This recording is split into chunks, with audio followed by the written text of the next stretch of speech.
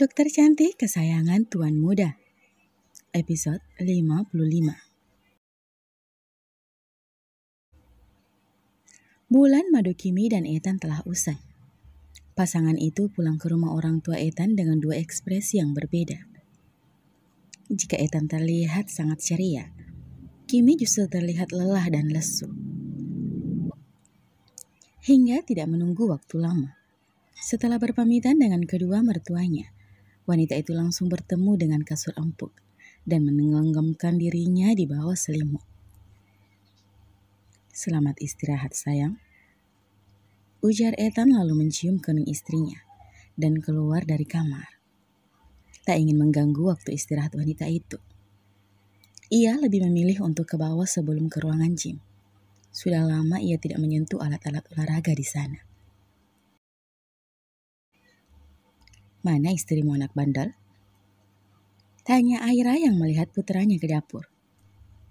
"Lagi tidur mah, capek dianya," jawab Ethan seraya memeluk wanita parubaya itu dari belakang. Kemudian mencium kedua pipi sang mama. "Kamu pasti selalu meminta jatah ya, sampai istrimu kewalahan," tuduh Aira mencubit punggung tangan Ethan di perutnya. Pria itu cengengesan hingga memperlihatkan sederetan gigi putihnya yang rata. "Kan mama yang minta untuk segera punya cucu. Jadi ya Ethan gak ngasih libur buat Kimi mah." "Iya gak sampai istrimu kecapean juga kan Ethan? Kasian dia. Kalau sampai sakit bagaimana?" "Ya jangan dong mah," balas Ethan sedikit merasa bersalah kepada istrinya. "Makanya kasih jeda, kasihan menantu mama," ujar Aira kembali. Iya mah," jawab pasrah Ethan, memikirkan kembali wajah lelah istrinya saat terlelap tadi. "Mah, bikinin Ethan jus ya, suruh bibi antar ke ruangan gym." Pintanya kemudian mencium kembali pipi Aira dan berlalu menuju ke ruangan gym. Aira tersenyum, menatap kepergian putranya. Dasar, udah nikah kelakuannya masih saja manja. Sedangkan di rumah lain, "Sayang, ayo cepat, nanti kamu telat loh," teriak seorang wanita cantik dan anggun, meski sudah memutih. Dia adalah Emily, seorang yang berprofesi sebagai desainer produk yang telah dikontrak di salah satu perusahaan raksasa di kota itu. "Iya mah," balas seorang anak perempuan yang begitu cantik, dengan rambut gaya kepang duanya, dilengkapi dengan seragam putih merah. Di punggungnya telah melekat tas ransel berwarna pink dengan gambar kuda poni, serial kartun favoritnya. Kedua wanita cantik berbeda usia itu pun telah berada di dalam mobil. Sebelum berangkat ke perusahaan, Emily selalu menyempatkan waktu mengurus putri kecilnya. Hanya saja, jika waktu pulang sekolah, Ella akan dijemput oleh Aira, mama Ethan. "Mah, kata bibi Aira, Kak Ethan dan Kak Dokter udah kembali. Mama jemput Ella saat mama pulang kantor saja ya. Ella mau main dulu sama Kak Dokter." Pinta anak kecil itu sangat antusias. Ia sudah tidak sabar ingin bertanya tentang pekerjaan Kimi di rumah sakit. Gadis bermanik abu itu memang bercita-cita menjadi seorang dokter. Hingga rasanya tidak sabar untuk mendengar cerita dari istri sepupunya tersebut. "Baiklah, tapi Ella harus baik-baik ya sama Kak Dokter," pinta Emily tersenyum, namun fokusnya tetap mengarah ke jalan yang kini sudah cukup padat. "Iya mah, anak pintar," puji Emily mengusap pelan pucuk kepala putrinya. Tak berselang lama, mereka pun tiba di depan sekolah Ella. Disambut oleh ibu guru mereka. Ella berpamitan dan mencium tangan Emily sebelum kemudian masuk ke dalam kelas. Sedangkan Emily hanya bisa menghela napas kasar, apalagi saat melihat anak-anak yang lain diantar oleh kedua orang tuanya. "Maafkan Mama ya Ella, Mama tidak bisa memberikan kebahagiaan sempurna untukmu nak," ujarnya lalu masuk kembali ke dalam mobilnya, meninggalkan tempat tersebut menuju ke perusahaan. Malam harinya, di mana menantu Mama Rom? Tanya Rizka saat putranya itu baru saja mendudukkan bokongnya di sofa, tepatnya di samping wanita berbaya itu.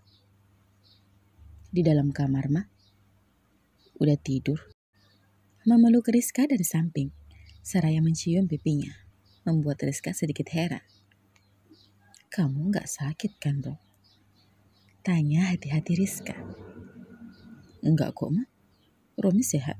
Sehat banget malahan. Balas Romi. Memangnya kenapa, mah? Sambungnya lagi. Tumben kamu bersikap begini? Rizka mengacak rambut putranya yang kini sudah dewasa.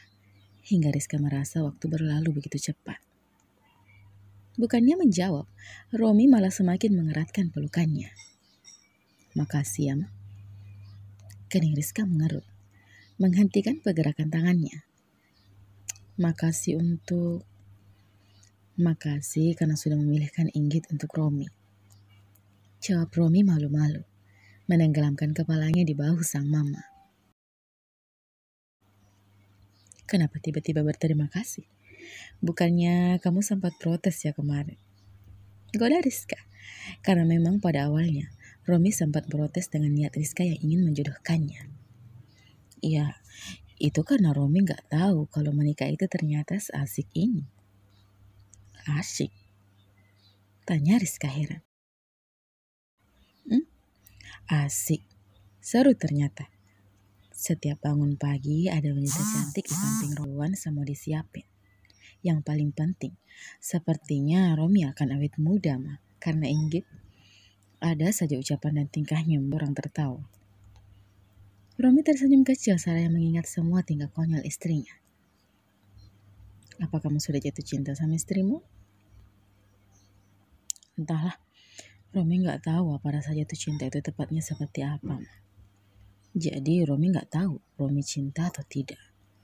Tapi yang pasti, Romi kesal kalau ingat Inggit mengidolakan salah satu dokter di rumah sakit. Apalagi kalau mereka bersama. Apa itu cinta, mah? Salah satu pertanda cinta yaitu cemburu.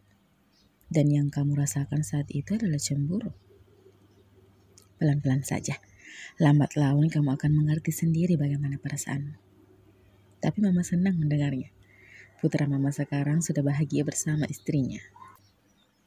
Rizka kembali mengajak rambut Romi, yang saat ini masih selalu merangkul pinggangnya dari samping. Romi senang mama memilihkan wanita yang belak-belakan seperti Inggit, mah. Romi cekikikan, mengingat tingkah kesal istrinya tadi sore di kafe. Kenapa kamu tertawa? Apa ada yang lucu dengan menantu mama? Tanya Rizka heran. Iya, mah. Tadi siang. Romi menceritakan semua yang terjadi di kafe tadi siang. Bagaimana istrinya itu kesal, merajuk hingga berakhir malu karena aksinya yang terang-terangan menciumnya di depan banyak orang. Rizka sendiri yang mendengarnya terus saja tersenyum senang. Ma, sebenarnya mama tahu Inggit dari mana sih? Kenapa mama pikiran untuk menjodohkan Romi dengan Inggit? Romi menegakkan duduknya. Pertanyaan ini harusnya ia tanyakan sebelum menikah.